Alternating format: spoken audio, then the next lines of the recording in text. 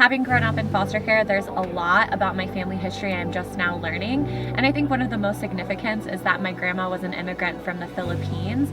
So after becoming an adult, I got my hands on my foster care file where I started to learn about my birth family.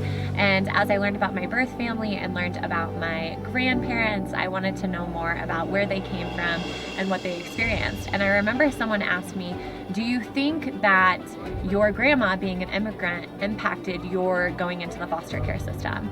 And so that prompted me to learn about my grandma's history.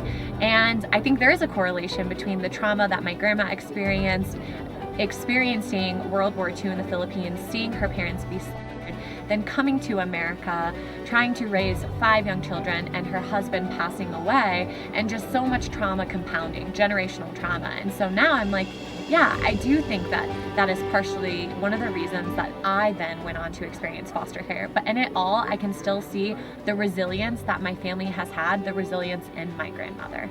When I think about the fact that my grandma saw her parents be slaughtered, I just can't imagine how much trauma that she's experienced and all that she went through.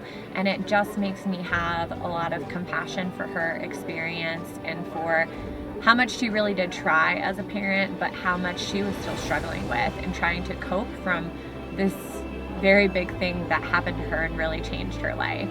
But in it all, I just have a lot of respect and can't imagine having survived all that she survived.